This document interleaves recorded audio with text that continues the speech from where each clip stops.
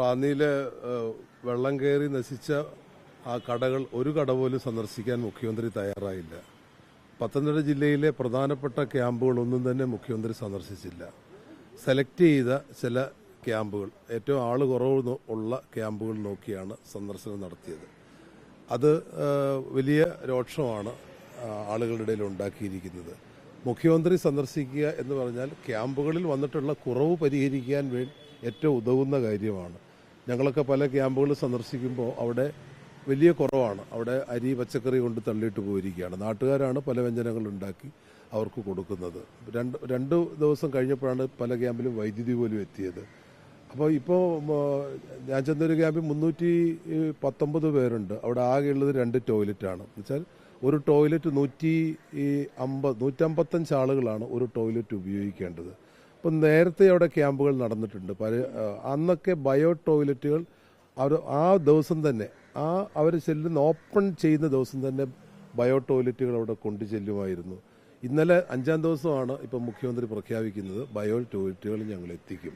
അപ്പോൾ ഇതിൻ്റെ ഒരു പ്രധാനപ്പെട്ട പ്രശ്നം മോണിറ്ററിങ്ങിൻ്റെ പ്രശ്നമാണ്. അപ്പോൾ മോണിറ്ററിങ് കാര്യക്ഷമമായിട്ടില്ല എന്നുള്ളതാണ് പ്രധാനപ്പെട്ട പ്രശ്നം. ഇപ്പോൾ തിരുവല്ല എത്തിയപ്പോൾ തന്നെ അവിടെ 500 ആളുകളുള്ള 400 ആളുകളുള്ള ക്യാമ്പുകളുണ്ട്. അപ്പോൾ അങ്ങനെയുള്ള പ്രശ്നത്തെ അഡ്രസ്സ് ചെയ്യാൻ ദുരന്ത നിവാരണ അതോറിറ്റി ചെയർമാൻ എന്ന നിലയിൽ മുഖ്യമന്ത്രിക്ക് കഴിയണമായിരുന്നു. ഏറ്റവും പ്രധാനപ്പെട്ട മറ്റൊരു പ്രശ്നം, ഇപ്പോൾ 2500-ലധികം ആളുകളാണ് എഴിക്കാട് കുറിച്ചുമുട്ടം പ്രദേശങ്ങളിലുള്ളത്, ആറന്മുള അസംബ്ലി മണ്ഡലത്തിൽ. അവിടെ 500-ലധികം ആളുകളെ ക്യാമ്പിൽ വന്നിട്ടുള്ളൂ. കാരണം ക്യാമ്പിൻ്റെ അസൗകര്യമാണ് പ്രധാനപ്പെട്ട പ്രശ്നം. അപ്പോൾ മുൻകാലങ്ങളിൽ എന്താണ് ചെയ്തിട്ടുള്ളത്? 5 കുടുംബങ്ങളിൽ കൂടുതലുള്ള അവർ താമസിക്കുന്ന സ്ഥലങ്ങൾ ഔദ്യോഗിക ക്യാമ്പായി പ്രഖ്യാപിക്കും. അപ്പം ഇങ്ങനെ വരുമ്പോൾ സർക്കാരിൻ്റെ ചെറിയ സഹായമാണെന്നുണ്ടെങ്കിലും അവിടെ കിട്ടും. അവിടെ ലൈബ്രറികളിൽ താമസിക്കുന്നു, അംഗനവാടികളിൽ താമസിക്കുന്നു, പല വീടുകളിൽ താമസിക്കുന്നു. കൂട്ടത്തോടെ ബാക്കിയുള്ള ആളുകൾ അങ്ങനെയാണ് താമസിക്കുന്നത്. അതൊന്നും ഔദ്യോഗിക ക്യാമ്പായിട്ട് അംഗീകരിച്ചിട്ടില്ല. അതൊരു പ്രധാനപ്പെട്ട പ്രശ്നമാണ്. ഇങ്ങനെയുള്ള പ്രശ്നങ്ങളെ അഡ്രസ്സ് ചെയ്യേണ്ടത് റവന്യൂ വകുപ്പാണ്. ദുരന്ത നിവാരണ അതോറിറ്റി ചെയർമാനും റവന്യൂ വകുപ്പും ചേർന്നാണ് ഇത്തരം കാര്യങ്ങൾ ചെയ്യേണ്ടത്. അക്കാര്യങ്ങൾ ചൂണ്ടിക്കാട്ടുക എന്നുള്ളതാണ് ഞങ്ങളുടെ പ്രധാനപ്പെട്ട കടമ. ഞങ്ങൾ ഇപ്പോൾ മൂഴിയാർ അണക്കെട്ട് തുറന്നു വിട്ട് നിറഞ്ഞു കിടന്ന പമ്പയുടെ മണ്ടയ്ക്ക് അതുകൂടെ വന്നപ്പോൾ ഒരു പ്രഹരശേഷി, ഒരു മുന്നറിയിപ്പില്ല ഞങ്ങൾ പറഞ്ഞപ്പോൾ ഇപ്പോൾ മുന്നറിയിപ്പ് കൊടുക്കാൻ തുടങ്ങിയല്ലോ.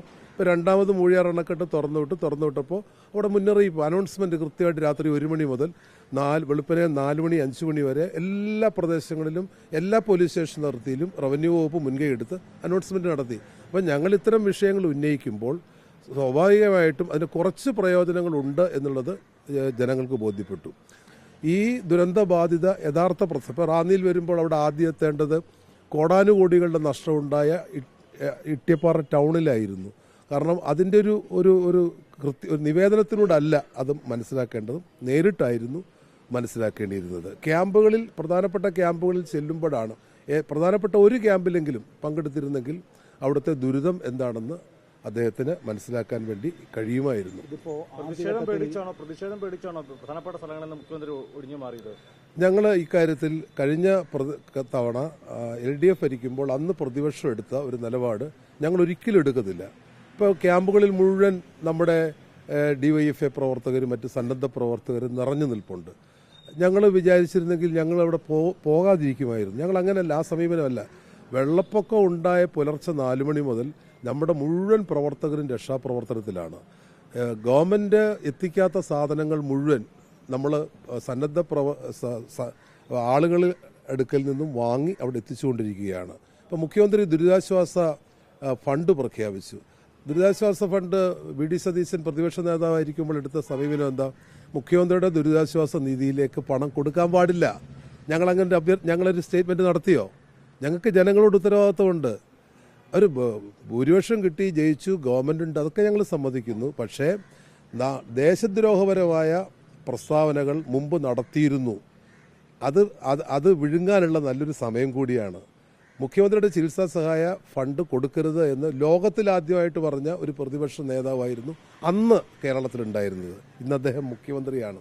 പക്ഷെ അദ്ദേഹം ഈ അഭ്യർത്ഥന നടത്തുമ്പോൾ അത് കൊടുക്കാൻ പാടില്ല എന്ന് ഞങ്ങൾ ഒരിക്കലും ജനങ്ങളോട് പറയില്ല. ഞങ്ങളതിനെ 100% സ്വാഗതം ചെയ്യുന്ന ആളുകളാണ്.